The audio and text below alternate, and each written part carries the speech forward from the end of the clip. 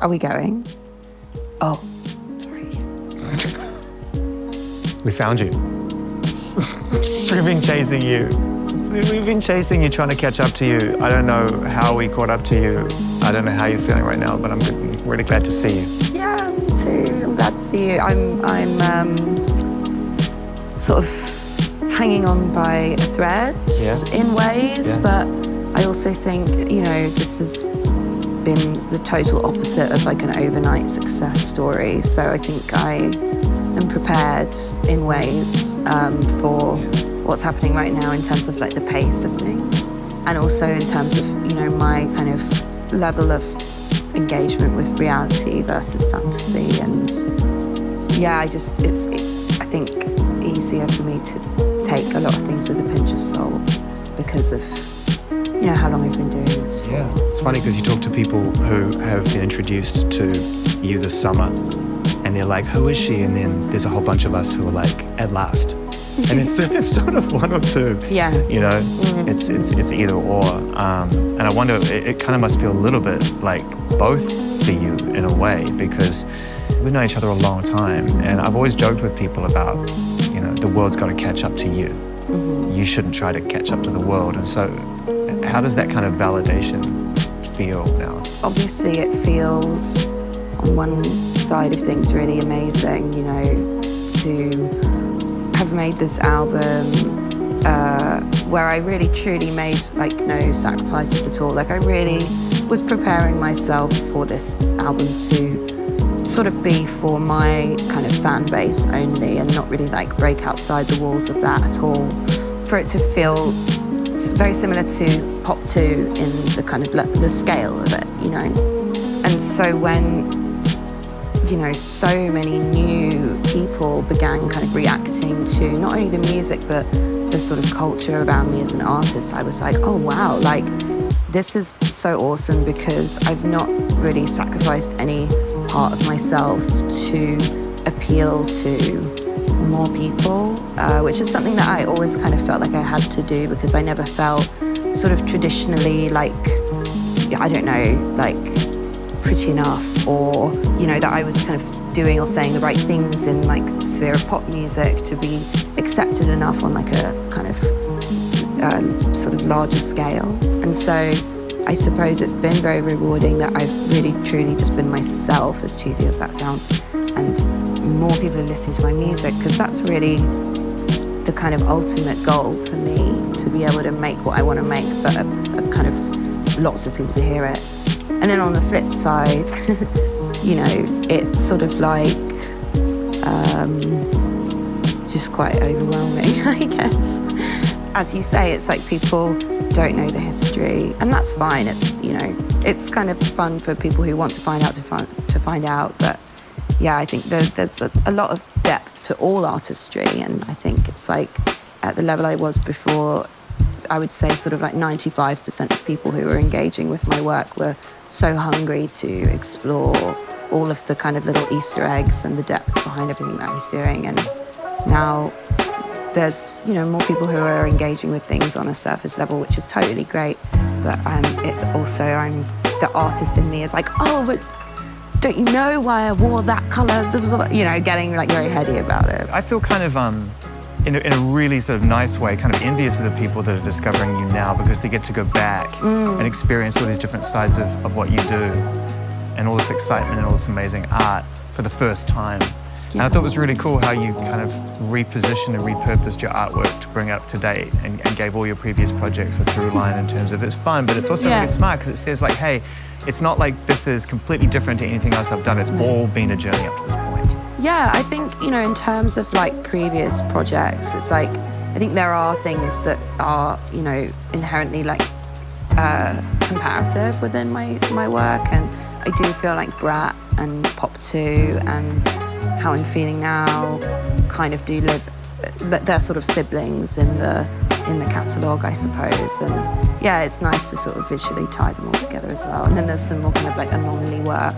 It's interesting for people to discover too. But it's nice to treat it as a whole universe. We spoke in 22 on Crash, and that felt like the end of something. I remember at the end of that conversation, I said, yeah, I feel like that's the end of an era for her. That's how I felt at the end of that conversation. Like there was a release that day, but it was also a release through the music of like, I'm sick of trying to kind of compromise here and there and be in a label matrix and move according to how other people move before or after my release and time frames and all this shit, which works a lot of the time, but it felt like you had had enough of that. Yes. And I think it'd be cool to kind of just pick up from that point and how you felt after releasing that album and to get to the point of Brat and sort of how important that phase was of letting go. Like I didn't even know you would sign another label deal. Like I genuinely didn't. Yeah, I was really keeping it under wraps. You were like, I'm done with labels, I think, for now. And then I resigned. And then you resigned. True. Well, I resigned. I moved from the UK to the US. Yeah. You know, I really did explore other options, but in the end, you know, having more control of my masters was essentially what I wanted. I've always been caught in this dichotomy of, am I a left field underground artist or am I supposed to be a pop star? And I think Crash was me kind of like toying with the idea of like, no, I'm going to be a pop star, but also putting this protective layer of like, but it's a concept around it just in case it failed or whatever, you know? And I think artists always figure out ways to kind of protect themselves from, you know, public discourse in their own ways, and I think that was mine during that time. After that whole process, I really did just feel like, okay, you know what? This next one is for me. Like it's that thing of like one for them, one for me. And this next one, I was like, this is for me. I've done the like trying to be commercial thing. I've done the I'm playing the game. I've done the like I'm doing radio, whatever, you know? Yeah. I was like, I'm just like not doing that anymore. Like I'm not built for it in the way that other people are. It doesn't bring me joy. See, I think when we were having that conversation, you'd already come to that conclusion. Not to be weird about it, but because you seemed so relieved. Yeah. It was like you were just letting all of this pressure go. Yeah. Yeah, maybe. In that moment. And it just felt like, I don't know, I got very excited after that because I realized like whatever you do next, I knew was going to be very just driven by you and driven by your team. You know, with hindsight, there's been so many times in my life where I've tried to, you know, do that version of a project where you're like, no, this one, it's about me, my team, no outside voices, don't care about how well it performs, etc., etc. And I think really successfully, I only managed to do that one time, which was with Pop 2 and with Vroom Vroom, actually, because that sort of came off of the back of this album, Sucker, which was sort of commercially at that point in time my most successful record. And I just didn't get any enjoyment out of it at all. I didn't feel that I would sit down and listen to some of the most successful songs from that record. I didn't particularly relate to a lot of the things that I was doing. Even though I was having fun doing a lot of the things, it didn't feel like distilled version of myself. And so then I kind of like did this big sort of pendulum swing into Vroom Vroom and then into the two mixtapes that I made, Number One Angel and Pop 2, which really did feel like that thing of like, okay, well, I'm making this for myself and for the people who really understand me the most, and if it doesn't perform, it doesn't perform. That was your first kind of experience of sort of rejecting the established why and being like, no, there's another why over here. Yes, and it's with Sophie and it's with AG and it's like, there's a thing over here that whether it works or not, this is my why. Yeah, and I think it was at that point in time where I was like, this is equally as important and has the potential to be equally as successful in terms of scale as like the other thing that I was doing, but it's just you have to kind of tell the story in a different way. You have to learn to market yourself and actually present it differently. Yeah, you know, that's when I felt like I really had a hardcore fan base because it was me and them. We were the people engaging in the conversations around my work and the culture around my work, and kind of that conversation was, you know, generating the small level of hype and buzz that those projects got, you know, very internet core, that kind of thing. And I think now it's sort of the same pattern in that, you know, Crash happened, And I was beyond proud of that record, and you know, the things that record did. That was my biggest tour at the time. It was statistically one of my biggest records. Like, I'm not super focused on that even in that record when I kind of was supposed to be, but it was like a, you know, great album campaign.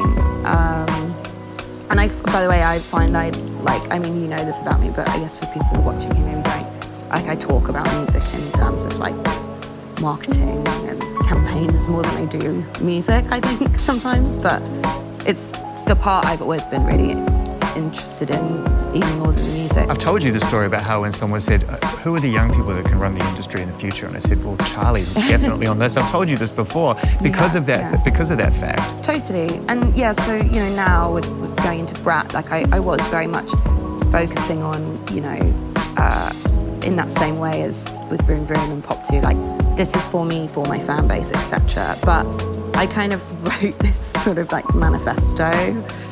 It was really clear. It was just like essentially saying all the things that, you know, I should have said when I was doing Vroom Vroom, but probably didn't have the confidence to say.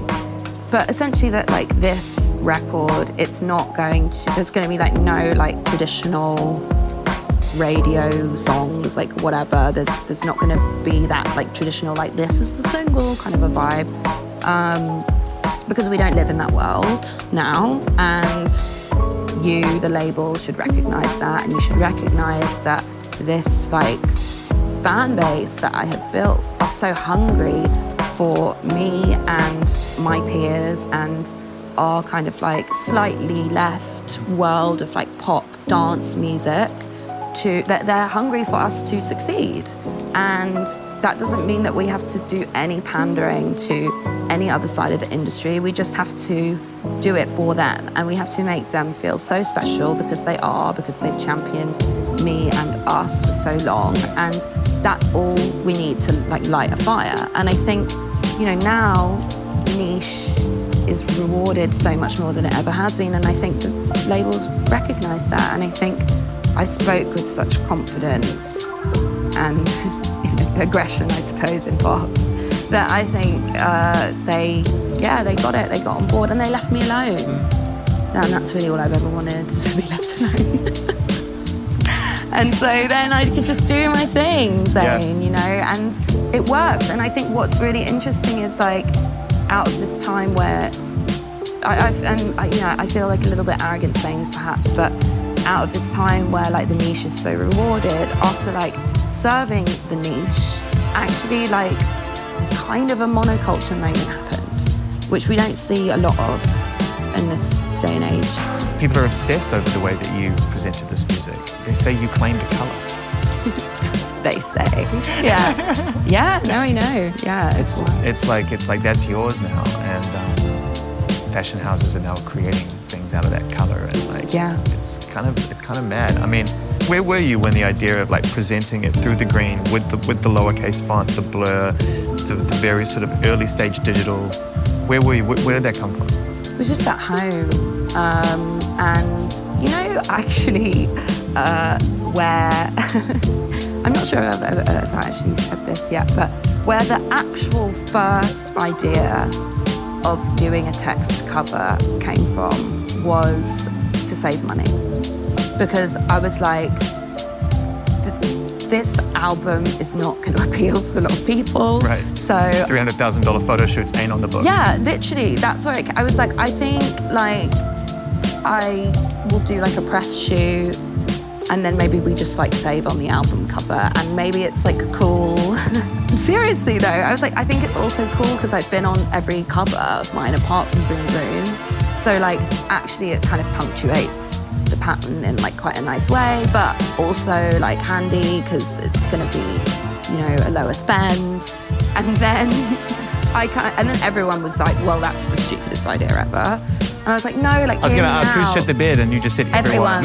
Everyone, like, yeah. Brandon, my manager, my creative director, Imogene, like all my friends, everyone was like, no, not the text cover. And I was like, no, guys, seriously. And then I started playing around, and I was just making mock-ups on my phone.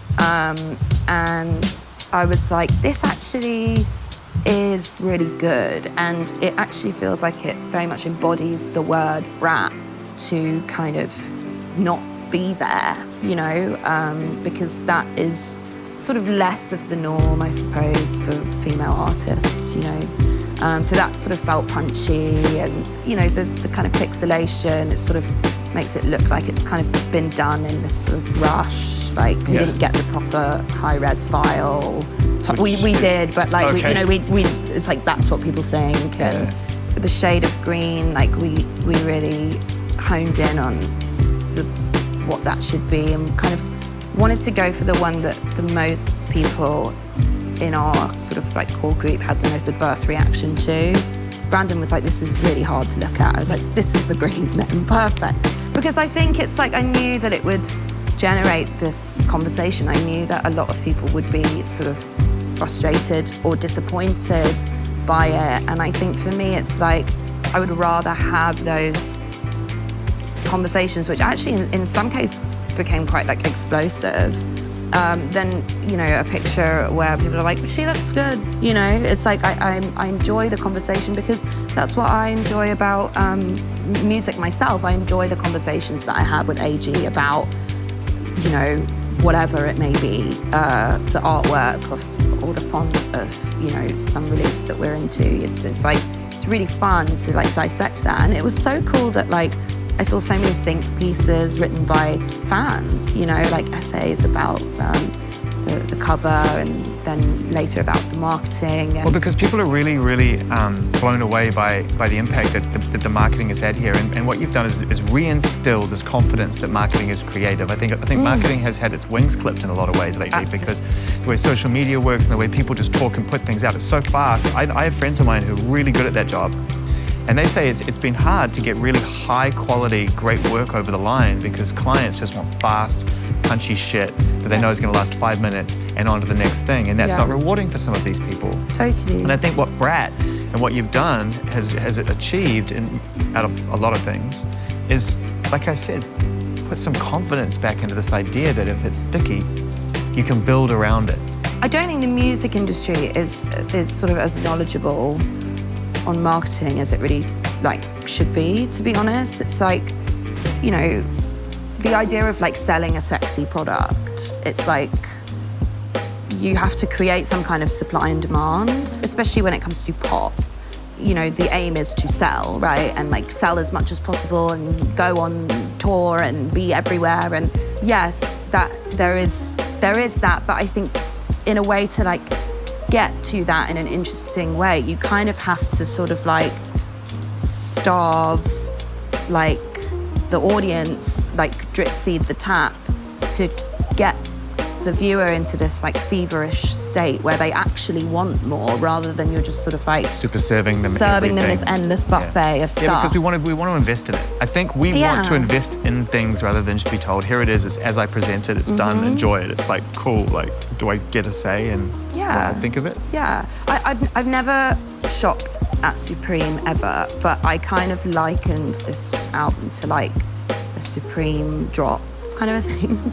Like, I've actually never even been in Supreme, but I see the lines outside. It's like, that's what you want. You know, you want there to be this kind of rubber band of desire of like, oh my God, I have to get it, I didn't get it. Like, is there another way for me to get it? Like, whether that be, you know, releasing really limited runs of things, whether it be, you know, the kind of like private Instagram, which I will say, like, I totally like jacked that idea from Lana Del Rey with her honeymoon account. I was like, this is amazing. Like, why aren't more people doing this? Because I remember I couldn't get in for ages, and I was like, I want to be in there. Like, it's that thing of like creating this club that you know, feels in some way special or exclusive, but actually when you're in it, it's very open and fun. All that makes sense, and what also adds to the fun for you to be able to continue to be creative with the project, because I think a lot of times artists feel that they put something out and then they're expected to go make something else.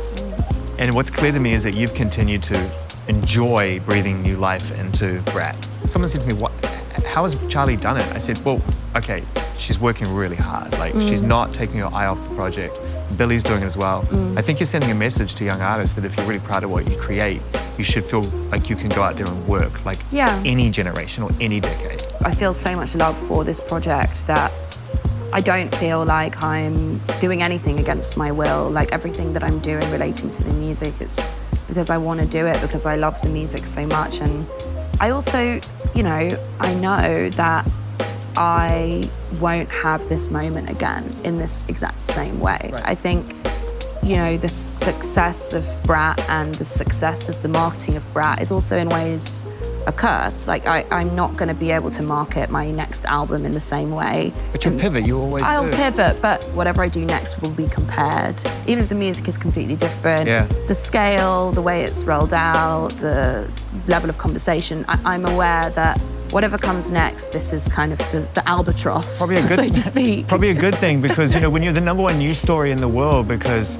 Kamala is Brat, and how do you possibly you've got to move on from that. I mean, Right, yeah, you don't get that again. Was that just off the cuff? Did you just flick that out there like whatever? Yeah, it was off the cuff. Yeah, it was me and my friend Terry, who we work on a lot of kind of like my social stuff together. We were just texting and we were like, should we do this? We did it. And, you know, I won't lie, like naively, I sort of didn't actually think it would take on quite the life that it did.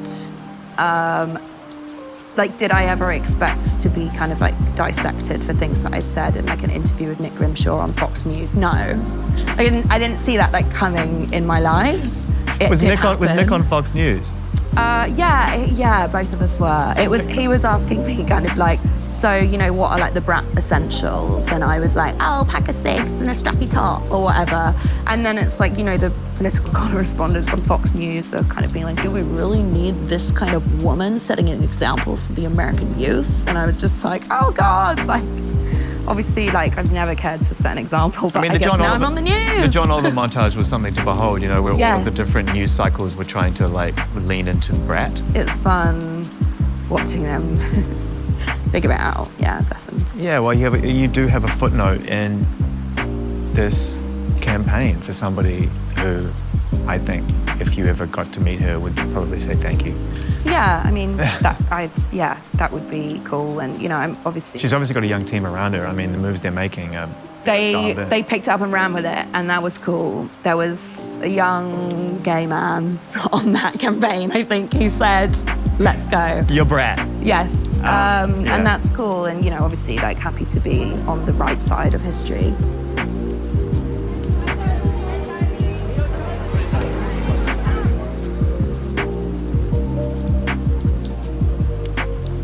This remix project, I don't even know if I should call it that. Completely different, but still Brat. Yes. It's one of the most beautiful, honest, flawless dance records I've ever heard. Thank you. Thank you. It is so... First of all, it is a club record. I don't want anyone to get this twisted. I mean, it is a modern, brilliant club record. And I know that you are genre agnostic, but do you agree that you've made a club record? Yes, yeah. I mean, I agree that the original album and the remix album, again, I don't really know if it's called that. It's a new album. Yeah, it's kind of a new album, isn't it? Yeah. Like... Yes, I agree that they're dance records. They're both very much rooted within club culture. Hence, you know, the Boiler Room, and yeah, I mean, that's where I came from. So Yeah, you came from the warehouse scene in the beginning, the rave. yes, it's kind of paying homage to that and the different sort of textures of those spaces, and, you know, working with Gus Affelstein or AG or George or whoever it may be, like, it really does to me feel like a dance record. And it was fun on the remix album to bring all of these people in, some of whom aren't particularly connected to the club world when you would think about it on the surface, but actually Julian Casablancas, for example. Bon Iver. Yeah. Who, I mean, if you go through Bon Iver's deep cuts, where you really go through his collection as Justin Vernon, not just as Bon Iver, he's constantly moving in electronic spaces. Absolutely, yeah. And, you know, when I think about Julian, it's like, okay, like, has this sort of like history with Daft Punk, and also The Strokes are a dance band. Strokes, yeah. I mean, exactly. It's like you talk about like New York downtown. It's like people were like partying then, you know, and really in like a hardcore way. And so I think he, of all people, like understands like how to capture that kind of an energy in a room and on the songs. It was definitely crazy pulling that all together. Yeah, the collaborators are insane. I mean, I think it might be up there with the most impressive collaboration project on paper. Thanks. Ever. Yeah. It's nuts. I mean, you've got uncredited Dua Lipa on there. I know. Yeah. No, I know she wanted it. I actually pitched it to her because I was like, we can do it as a feature, but like maybe it's. I was like, if you were going to do it as a feature, it should be more. But like, I'm kind of into. Like, I'm into the fact that she's just like, fuck it, I'm like learning 2 languages and I'm gonna be fluent in both of them within like 3 years or whatever it is. Yeah. And I'm like, that's so cool, like come and do that on this song, which is already about, you know, communication, talking in French and Spanish. I was like, well, you were born to do this, let's go. The beautiful contrast of what makes Brat really special, and don't get me wrong, I love seeing it everywhere and I love seeing the impact it's had visually and aesthetically and culturally. But it wouldn't have connected if the music didn't matter. Yeah. And what you did was you created this world, and we all know this, so sorry if I'm saying the obvious. You took this place of where parties happen and where people let go and release and just have a great time, and then you also told the truth. You were like, yeah, but I'm really sad, or I feel weird feelings of guilt because I miss my friend, or I'm unsure about how I look today. And you really went in. And before we move on to the remix album, because I want to bring it up today, and a lot of people have written and talked about Brat, but what was that experience like, kind of existing in these 2 worlds where one is party girl and the other one is Charli, for all of your fears and doubts that we all go through as humans? They both coexist, truly. You know, I think Matty was actually asking me this, like when we came back from Ibiza, he was like, are you actually partying like as much as it looks like you are? Or is it all a bit of a like, and I was like, no, like we are. And I was like, I'm really tired. Like I'm really, really tired. And it also fuels, you know, the other side of the kind of like, you know, now I'm sad kind of a thing. Yeah. It really is that. Come down. I'm actually happy that both sides of me have been so well documented, because now I do really have an excuse for any kind of like bad behavior or being sad. It's like it really is written in the history books. So you just enabled yourself? Yeah, I guess to so. Either lose your mind or try to claim it back? Yeah, I suppose so. But no, I mean, I don't know. I think it's like we all have those 2 sides of us. I think no one is eternally happy, otherwise like happiness wouldn't exist as an emotion. Yeah, but not many artists are as honest about it as you were on this record, and you have been throughout your career, but this is really up front, and on the remix album in particular, because it's like you realize that there was more that could be said. But let's begin with So I, because the first time I heard that song on Brat, I was so moved.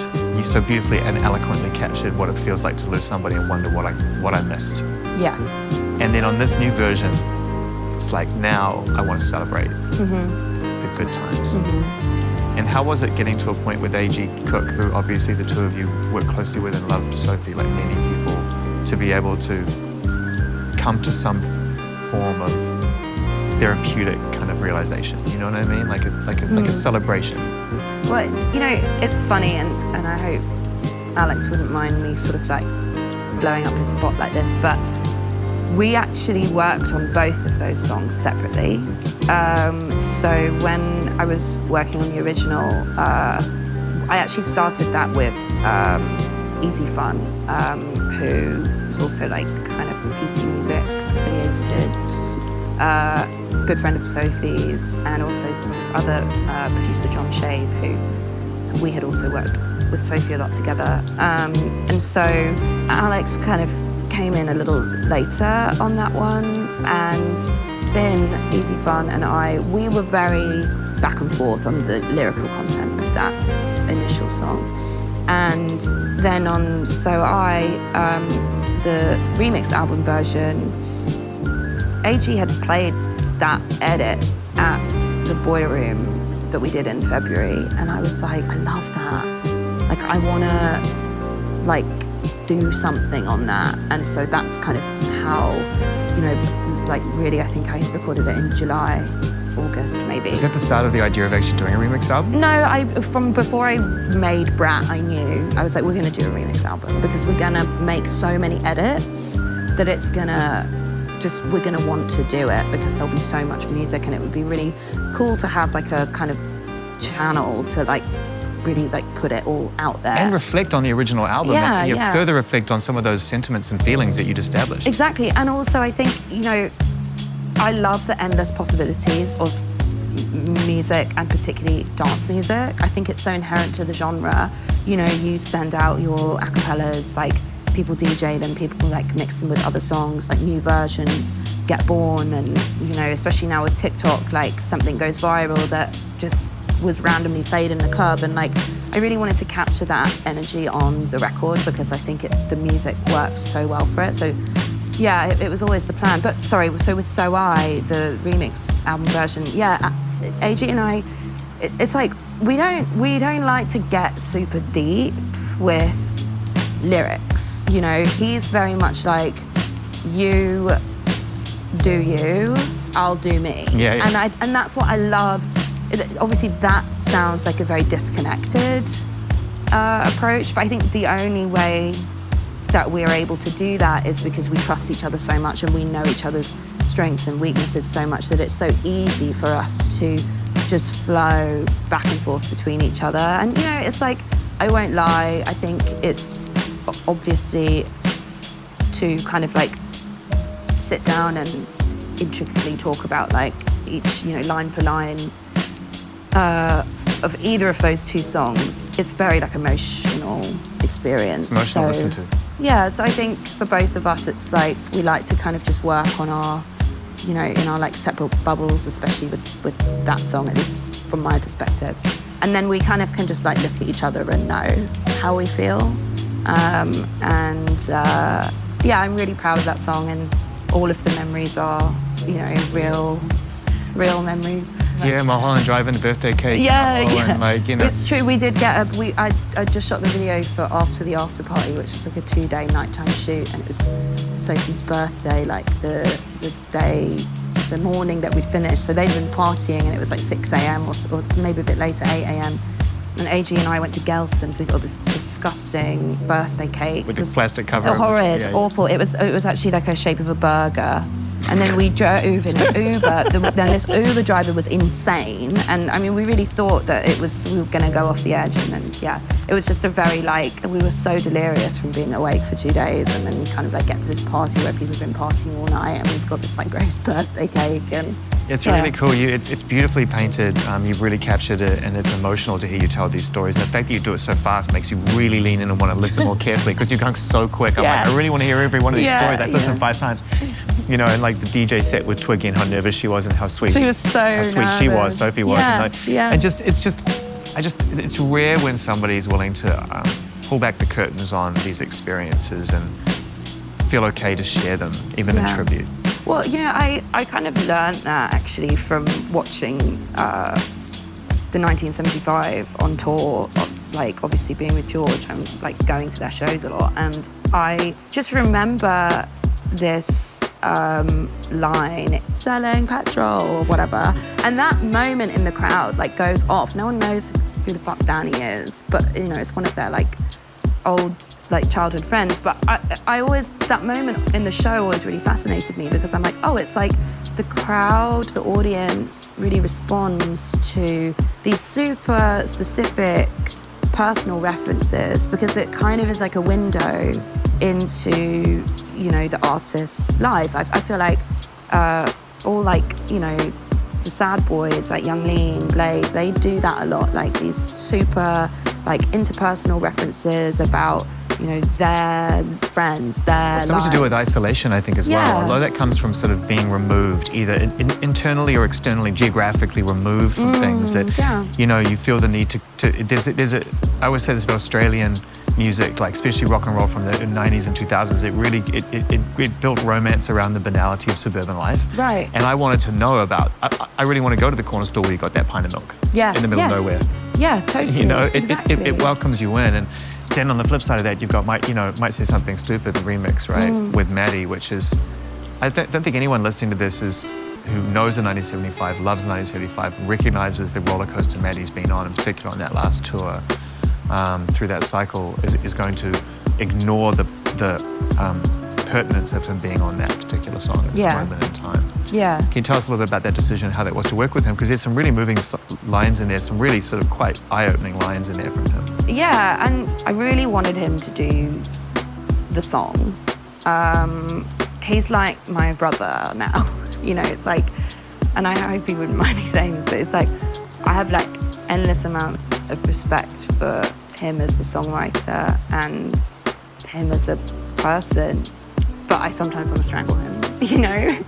And, you know, even before being with George, you know, like years and years ago, I've always been such a fan of their work. He's thinking like of the way everything is digested in terms of, you know, their work, their artwork, their font, their videos, their everything. It's very, very holistic. Do you think it was hard to say on his behalf, but did he recognize the opportunity to go on there and just be honest from his perspective? We haven't heard from him for a while. I mean, I can't speak on his behalf at all, but I mean, all I'll say from my perspective in terms of that show is like, I just really enjoy people who, you know, take a risk in terms of what they're like putting out there artistically.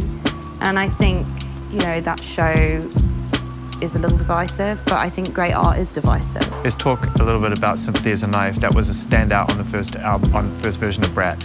Got a lot of people talking for lots of different reasons, and everyone's got this, that, and whatever.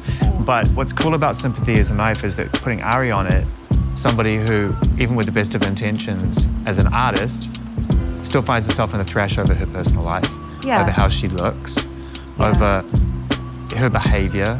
Yeah. I mean, she's been on a roller coaster as well. So again, it's like these remixes, these new versions give people a chance to actually acknowledge these things with the honesty that you found the courage to present on the first album. It's like, I want a piece of that. I want to say my truth too. And I think what's interesting about the remix album, you kind of mentioned this, is, you know, I was writing the original record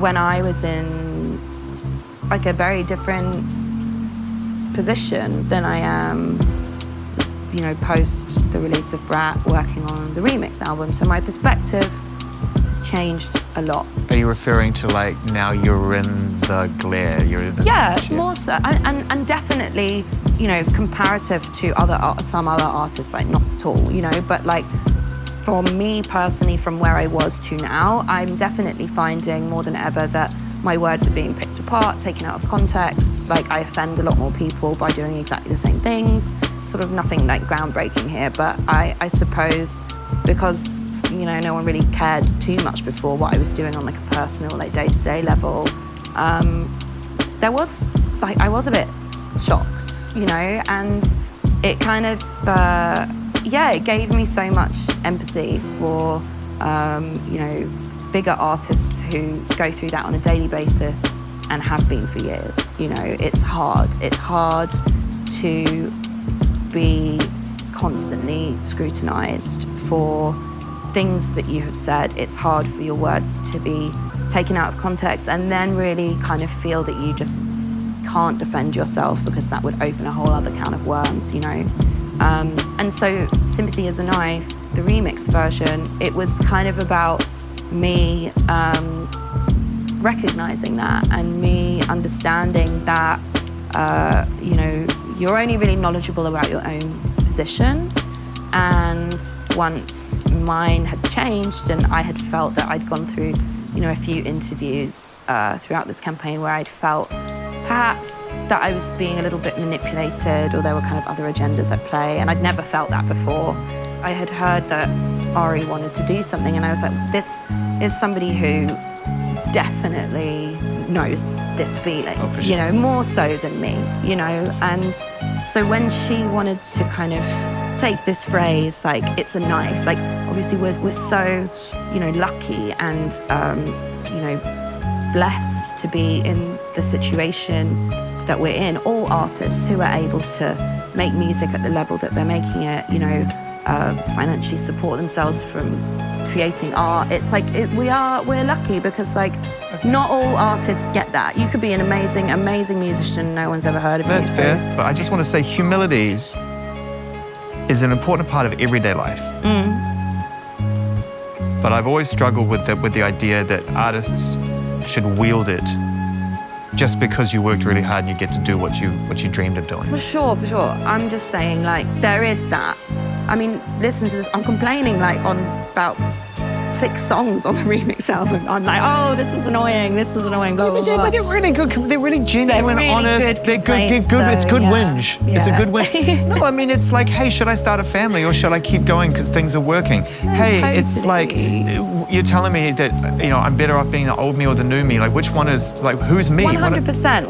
I'm not saying, like, sit down and shut up and get on with it. Like, obviously, that's never really been my, like, MO. I just wanted to say, like, I think we all recognize, and that's part of the guilt.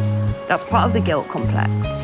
We all recognize that it's great that we're in this position, getting to do the things that we're doing, like getting to like sit in this room, like at this hotel, like la la la la la. We get it. Like we're all very like aware that that is, not the norm, But on the flip side, I think this life comes with things that are sort of unimaginable until you're in it. Yeah. And hard to deal with. Yeah, the most sensitive souls are often the ones who choose to create art and express themselves through that medium, create the magic, share it, make our lives better, that ultimately leads to some success. Success leads to a lot of attention. Attention is not great for sensitive. There we go. So it's like, it's... Yeah, and again, I can only speak for myself, but like, I'm volatile, and that's, you can see it in my work. Like, I'm not always going to say the right thing.